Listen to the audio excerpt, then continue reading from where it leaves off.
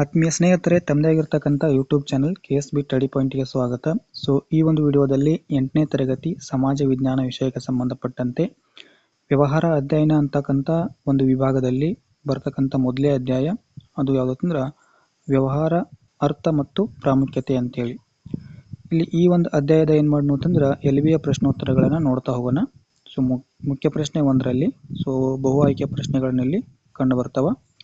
ಅದರೊಳಗೆ ಮೊದಲೇ ಪ್ರಶ್ನೆ ಯಾವುದಂದ್ರೆ ಕೈಗಾರಿಕೆಗಳು ಸಾಮಾನ್ಯವಾಗಿ ಕಂಡುಬರುವ ಸ್ಥಳ ಅಂತೇಳಿ. ಸೊ ಅದು ಗ್ರಾಮ ಅಂತೇಳಿ.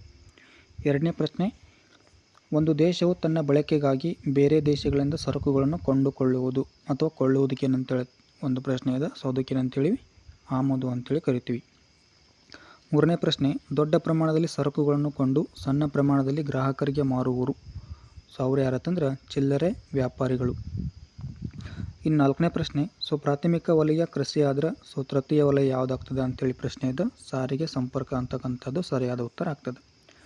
ಐದನೇ ಪ್ರಶ್ನೆ, ಸೊ ಒಂದು ದೇಶವು ಬೇರೆ ದೇಶಗಳಿಗೆ ವಸ್ತುಗಳನ್ನು ಮಾರುವುದು. ಸೊ ಅದನ್ನೇನಂತೇಳಿ ಕರಿತೀವಿ, ಇಲ್ಲಿ ರಫ್ತು ಅಂತೇಳಿ ಕರಿತೀವಿ. ಇನ್ನು ಮುಖ್ಯ ಪ್ರಶ್ನೆ 2ರಲ್ಲಿ ಸೊ ಒಂದು ವಾಕ್ಯದಲ್ಲಿ ಉತ್ತರ ಬರೀತಕ್ಕಂಥ ಪ್ರಶ್ನೆಗಳಿದಾವ. ಸೊ ಅದರೊಳಗೆ ಮೊದಲೇ ಪ್ರಶ್ನೆ ಏನಂತಂದ್ರೆ ತಲೆಹೊರೆ ವ್ಯಾಪಾರಿಗಳು ಎಂದರೆ ಯಾರು ಅಂತೇಳಿ. ಸರಕುಗಳನ್ನು ತಲೆ ಮೇಲೆ ಹೊತ್ತು ಸೊ ಬೀದಿ ಬೀದಿ ಮತ್ತು ಮನೆ ಬಾಗಿಲುಗಳಿಗೆ ಬಂದು ಮಾರುವವರಿಗೆ ಏನಂತೇಳಿ ಕರಿತೀವಿ ಅಂತಂದ್ರೆ ತಲೆಹೊರೆ ವ್ಯಾಪಾರಿಗಳಂತೇಳಿ ಕರಿತೀವಿ. ಇನ್ನು ಎರಡನೇ ಪ್ರಶ್ನೆ, ಸೊ ಆಂತರಿಕ ವ್ಯಾಪಾರ ಎಂದರೇನಂತೇಳಿದ. ಸೊ ಇದು ದೇಶದ ಒಳಗಡೆ ನಡೆಯುವ ವ್ಯಾಪಾರಕ್ಕೆ ಏನಂತೇಳಿ ಕರಿತೀವಿ ಅಂತಂದ್ರೆ ಆಂತರಿಕ ವ್ಯಾಪಾರ ಅಂತೇಳಿ ಕರಿತೀವಿ. ಇನ್ನು ಮೂರನೇ ಪ್ರಶ್ನೆ ನೋಡೋದಾದ್ರೆ ಸೊ ಪುನರ್ ರಫ್ತು ವ್ಯಾಪಾರ ನಡೆಸುವ ದೇಶಕ್ಕೆ ಒಂದು ಉದಾಹರಣೆ ಕೊಡಿ ಅಂತೇಳಿ. ಸೊ ಅದು ಯಾವುದಂದ್ರೆ ಸಿಂಗಾಪುರ್ ಅಂತಕ್ಕಂಥ ಒಂದು ರಾಷ್ಟ್ರ. ನಾಲ್ಕನೇದು, ಗುಡಿ ಕೈಗಾರಿಕೆಗೆ ಒಂದು ಉದಾಹರಣೆ ನೀಡಿರಿ ಅಂತೇಳಿ. ಸೊ ಮಡಿಕೆ ಮಾಡುವುದು ಇಲ್ಲಿ ಮುಖ್ಯವಾಗಿ ಒಂದು ಉದಾಹರಣೆ ಕೊಡ್ಬೋದು. ಐದನೇ ಪ್ರಶ್ನೆ ನೋಡಿದಾಗ ಸೊ ವ್ಯಾಪಾರದ ಮುಖ್ಯ ಉದ್ದೇಶವೇನು ಅಂತೇಳಿದ. ಸೊ ಅದು ಏನಂತಂದ್ರೆ ನ್ಯಾಯಯುಕ್ತವಾಗಿರ್ತಕ್ಕಂಥ ಲಾಭ ಗಳಿಕೆ. ಆರನೇ ಪ್ರಶ್ನೆ, ವ್ಯವಸಾಯದ ಉತ್ಪನ್ನಗಳ ಗುಣಮಟ್ಟ ತಿಳಿಯಲು ಮುದ್ರಿಸುವ ಚಿಹ್ನೆ ಯಾವುದು ಅಂತೇಳಿದ. ಸೊ ಆಗ್ಮಾರ್ಕ್ ಅಂತಕ್ಕಂಥ ಒಂದು ಚಿಹ್ನೆ. ಇನ್ನು ಏಳನೇ ಪ್ರಶ್ನೆ, ISI ಇದರ ಒಂದು ವಿಸ್ತೃತ ರೂಪ ಬರೆಯಿರಿ ಅಂತೇಳಿದ. ಸೊ ಇಂಡಿಯನ್ ಸ್ಟ್ಯಾಂಡರ್ಡ್ಸ್ ಇನ್ಸ್ಟಿಟ್ಯೂಷನ್ ಅಂತಕ್ಕಂಥ ಸೊ ಒಂದೇನಂತಂದರೆ ಇಲ್ಲಿ ವಿಸ್ತೃತ ರೂಪ ISI ಇದು. ಎಂಟನೇ ಪ್ರಶ್ನೆ, ಜಾಹೀರಾತಿನ ಒಂದು ಅನುಕೂಲವನ್ನು ತಿಳಿಸಿ ಅಂತೇಳಿದ. ಸೊ ಹೊಸ ವಸ್ತುಗಳನ್ನು ಗ್ರಾಹಕರಿಗೆ ಇಲ್ಲಿ ಪರಿಚಯಿಸುವುದು ಇದು ಮುಖ್ಯವಾಗಿರ್ತಕ್ಕಂಥ ಒಂದು ಅನುಕೂಲ. ಯಾವುದ್ರದ್ದು? ಜಾಹೀರಾತಿಂದು. ಓಕೆ. ಇನ್ನು ಮುಖ್ಯ ಪ್ರಶ್ನೆ 3ರಲ್ಲಿ ಮೊದಲೇ ಪ್ರಶ್ನೆ, ವ್ಯಾಪಾರ ಎಂದರೇನು, 2 ವಿಧಗಳನ್ನು ತಿಳಿಸಿ ಅಂತೇಳಿದ. ಸೊ ಇಲ್ಲಿ ನೋಡ್ರಿ, ವ್ಯಾಪಾರ ಅಂದ್ರೆ ಸರಕುಗಳನ್ನು ಕೊಳ್ಳುವುದು ಮತ್ತು ಗ್ರಾಹಕರಿಗೆ ಮಾರುವುದನ್ನು ಅಂತೇಳಿ ಕರಿತೀವಿ ಅಂತಂದರೆ ಇಲ್ಲಿ ವ್ಯಾಪಾರ ಅಂತೇಳಿ ಕರಿತೀವಿ. ಇನ್ನು ವ್ಯಾಪಾರ ಮುಖ್ಯವಾಗಿ 2 ವಿಧಗಳನ್ನು ಹೊಂದಿದ. ಅದು ಯಾವುದಂದ್ರೆ ದೇಶೀಯ ವ್ಯಾಪಾರ, ವಿದೇಶಿಯ ವ್ಯಾಪಾರ ಅಥವಾ ಅಂತಾರಾಷ್ಟ್ರೀಯ ವ್ಯಾಪಾರ ಅಂತೇಳಿ ಕರಿತೀವಿ. ಇನ್ನು ಎರಡನೇ ಪ್ರಶ್ನೆ, ಚಿಲ್ಲರೆ ವ್ಯಾಪಾರಿಗಳು ವಸ್ತುಗಳ ವಿತರಣೆಯ ಕೊನೆಯ ಕೊಂಡಿಯಾಗಿದ್ದಾರೆ, ಸಮರ್ಥಿಸಿ ಅಂತೇಳಿ. ಸೊ ಈ ಒಂದು ಪ್ರಶ್ನೆಗೆ ಉತ್ತರವನ್ನು ನೋಡೋದಾದ್ರೆ ಇಲ್ಲಿ ಸಗಟು ವ್ಯಾಪಾರಿಗಳಿಂದ ವಸ್ತುಗಳನ್ನು ಕೊಂಡು ಗ್ರಾಹಕರಿಗೆ ಏನು ಮಾಡ್ತಾರೆ ಅಂತಂದ್ರೆ ಒದಗಿಸ್ತಾರೆ. ಇನ್ನು ವ್ಯಾಪಾರದ ನಷ್ಟ ಅಂತಕ್ಕಂಥದ್ದನ್ನು ತಾವೇ ಏನು ಮಾಡ್ತಾರೆ ಅಂತಂದ್ರೆ ಅನುಭವಿಸ್ತಾರೆ. ಇನ್ನು ಗ್ರಾಹಕರ ಇಷ್ಟದಂತೆ ವಸ್ತುಗಳನ್ನು ಏನು ಮಾಡ್ತಾರೆ ಅಂತಂದ್ರೆ ಒದಗಿಸ್ತಾರೆ. ಸೊ ಗ್ರಾಹಕರಿಗೆ ಇಲ್ಲಿ ಸಾಲ ಸೌಲಭ್ಯವನ್ನು ಕೂಡ ಒದಗಿಸ್ತಾರೆ. ಇನ್ನು ಅದೇ ರೀತಿ ಪರ್ಯಾಯ ವಸ್ತುಗಳ ಬಗ್ಗೆ ಒಂದಿಷ್ಟು ಮಾಹಿತಿಯನ್ನು ಏನು ಮಾಡ್ತಾರೆ ಅಂತಂದ್ರೆ ಕೊಡ್ತಾರೆ. ಇನ್ನು ಹೊಸ ವಸ್ತುಗಳ ಬಗ್ಗೆ ಗ್ರಾಹಕರಿಗೆ ಮಾಹಿತಿಯನ್ನು ಕೊಡ್ತಕ್ಕಂಥದ್ದು. ಇನ್ನು ಗ್ರಾಹಕರು ಬಯಸುವ ವಸ್ತುಗಳನ್ನು ಅವರು ಬಯಸುವ ಪ್ರಮಾಣದಲ್ಲೇ ಏನು ಮಾಡ್ತಾರೆ ಅಂತಂದ್ರೆ ಇವರು ಒದಗಿಸ್ತಾರೆ. ಸೊ ಇಷ್ಟೇನಂತಂದ್ರೆ ಈ ಒಂದು ಪ್ರಶ್ನೆಗೆ ಉತ್ತರ ಬರಿಬೋದು. ಇನ್ನು ನೆಕ್ಸ್ಟ್ ಪ್ರಶ್ನೆ ಯಾವುದಂತಂದ್ರೆ ಸಗಟು ವ್ಯಾಪಾರದ ಅನುಕೂಲಗಳನ್ನು ಪಟ್ಟಿ ಮಾಡಿ ಅಂತ ಹೇಳಿದ. ಸೊ ಇಲ್ಲಿ ನೋಡ್ರಿ, ಚಿಲ್ಲರೆ ವ್ಯಾಪಾರಿಗಳಿಂದ ಚಿಲ್ಲರೆ ಒಂದು ವ್ಯಾಪಾರಿಗಳಿಗೆ ಸಹಕರಿಸ್ತಾರೆ. ಸೊ ಚಿಲ್ಲರೆ ವ್ಯಾಪಾರಿಗಳಿಗೆ ಸಾಲ ಸೌಲಭ್ಯಗಳನ್ನು ಕೊಡ್ತಾರೆ. ಚಿಲ್ಲರೆ ವ್ಯಾಪಾರಿಗಳ ಪರವಾಗಿ ಜಾಹೀರಾತನ್ನು ಮಾಡ್ತಾರೆ. ಅದಷ್ಟೇ ಅಲ್ಲದೆ ಏನಂತಂದ್ರೆ ಮಾರುಕಟ್ಟೆಯ ಒಂದು ವಿವರಣೆಯನ್ನು ಕೊಡ್ತಾರೆ. ಸೊ ಹೆಚ್ಚು ಲಾಭದ ಪ್ರಮಾಣ ಸೊ ಇಟ್ಟಿರುವುದಿಲ್ಲ ಇವರು. ಇನ್ನು ಉತ್ಪಾದಕರ ಪರವಾಗಿ ಏನಂತಂದ್ರೆ ಜಾಹೀರಾತನ್ನು ಕೂಡ ಮಾಡ್ತಾರೆ. ಸೊ ಉತ್ಪಾದನಾ ವಸ್ತುಗಳನ್ನು ಶೇಖರಿಸಿರಲು ಅಥವಾ ಒಂದು ರೀತಿಯಲ್ಲಿ ಸ್ಟೋರೇಜ್ ಮಾಡೋಕ್ಕೂ ಕೂಡ ಏನು ಮಾಡ್ತಾರೆ ಅಂತಂದ್ರೆ ಸಹಕರಿಸ್ತಾರೆ.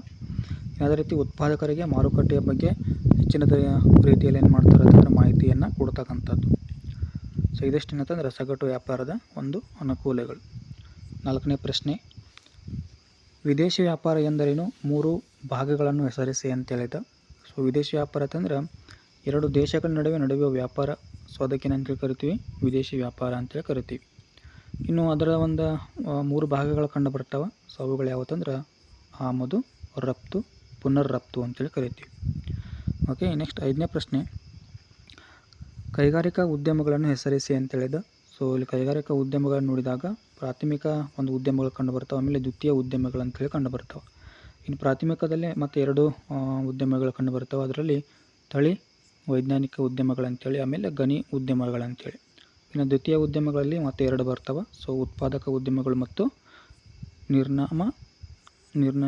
ನಿರ್ಮಾಣ ಉದ್ಯಮಗಳು ಅಂತೇಳಿ ಸೊ 2 ಕಂಡು ಬರ್ತಾವೆ. ಓಕೆ, ಇನ್ನು 6ನೇ ಪ್ರಶ್ನೆ ನೋಡಿದಾಗ, ಸೊ ಗೃಹ ಕೈಗಾರಿಕೆಯಲ್ಲಿ ಉತ್ಪಾದಿಸುವ ವಸ್ತುಗಳನ್ನು ಪಟ್ಟಿ ಮಾಡಿ ಅಂತೇಳಿ. ಇಲ್ಲಿ ಬಿದಿರಿನ ಬುಟ್ಟಿಗಳಾಗಿರ್ಬೋದು, ಚಾಪೆಗಳು, ಮಡಿಕೆಗಳು, ಕಲ್ಲಿನ ಕೆತ್ತನೆಗಳು, ಮರದ ಕೆತ್ತನೆಗಳು, ಆಮೇಲೆ ಕಮ್ಮಾರಿನ ವಸ್ತುಗಳು ಅಂತೇಳಿ. ಇನ್ನು 7ನೇ ಪ್ರಶ್ನೆ, ಸಮಯದ ಅಡಚಣೆ ತಪ್ಪಿಸಲು ಕೈಗೊಳ್ಳುವ ಕ್ರಮಗಳನ್ನು ತಿಳಿಸಿರಿ ಅಂತೇಳಿ. ಇಲ್ಲಿ ಸರಕುಗಳ ಉತ್ಪಾದನೆ ಬೇರೆ ಬೇರೆ ಸಮಯದಲ್ಲಾಗುತ್ತವೆ. ಇನ್ನು ಉಪಭೋಗವ ಏನಪ್ಪ ಅಂದರೆ ಬೇರೆ ಬೇರೆ ಸಮಯದಲ್ಲಿ ಕೂಡ ಆಗ್ತದೆ ಅಂತೇಳಿ ನೋಡ್ಬೋದು, ಉಪಯೋಗ ಅಂತೇಳಿ. ಇನ್ನು ಇವುಗಳನ್ನು ಕಾಲಕ್ಕೆ ಏನಪ್ಪ ಅಂದರೆ ಗ್ರಾಹಕರಿಗೆ ಒದಗಿಸಲು ಶೇಖರಿಸಿಡಬೇಕಾಗ್ತದೆ. ಅಷ್ಟೇ ಅಲ್ಲ, ಇದಕ್ಕಾಗಿ ಉಗ್ರಾಣ ವ್ಯವಸ್ಥೆ ಅಂತಕ್ಕಂಥದ್ದು ಬೇಕಾಗ್ತದೆ. ಇನ್ನು ವೈಜ್ಞಾನಿಕ ರೀತಿಯಲ್ಲಿ ನಿರ್ವಹಿಸುವ ಉಗ್ರಾಣಗಳಲ್ಲಿ ಶೈತ್ಯಾಗಾರಗಳ ಒಂದು ವ್ಯವಸ್ಥೆಯನ್ನು ಇಲ್ಲಿ ಮಾಡಬೇಕಾಗ್ತದೆ, ಕೋಲ್ಡ್ ಸ್ಟೋರೇಜ್ ಅಂತೇಳಿ ಕರಿತೀವಿ. ಓಕೆ, ಇನ್ನು ನೆಕ್ಸ್ಟ್ ಏನಂತಂದ್ರೆ 8ನೇ ಪ್ರಶ್ನೆ, ಸೊ ನಿಮ್ಮೂರಿನ ಸಂತೆ ಮಾರುಕಟ್ಟೆಯ ವಿಶಿಷ್ಟತೆಗಳನ್ನು ಪಟ್ಟಿ ಮಾಡಿ ಅಂತ ಹೇಳಿದೆ. ನೀವು ಒಬ್ಬ ವ್ಯಾಪಾರಿಯಾಗಿ ವಸ್ತುಗಳನ್ನು ಹೇಗೆ ಖರೀದಿಸುವಿರಿ ಅಂತೇಳಿ ತಿಳಿಸಿ ಅಂತೇಳಿದೆ.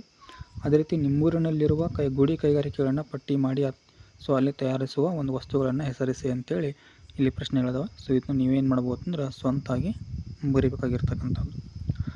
ಓಕೆ, ಸೊ ಇದಿಷ್ಟು ಏನಂತಂದ್ರೆ ವ್ಯವಹಾರದ ಅರ್ಥ ಮತ್ತು ಅದರ ಪ್ರಾಮುಖ್ಯತೆ ಅಂತಕ್ಕಂಥ ಅಧ್ಯಾಯದ LBA ಪ್ರಶ್ನೆ ಉತ್ತರಗಳಾಗಿರ್ತವೆ. ಸೊ ವಿಡಿಯೋ ಇಷ್ಟ ಆದರೆ ಲೈಕ್ ಮಾಡಿರಿ, ಶೇರ್ ಮಾಡಿರಿ ಮತ್ತು ಸಬ್ಸ್ಕ್ರೈಬ್ ಮಾಡಿ. ಸೊ ಈ ಒಂದು ವಿಡಿಯೋನ ಇಲ್ಲಿಗೆ ಮುಗಿಸ್ತಾ ಇದ್ದೀನಿ. Thank you.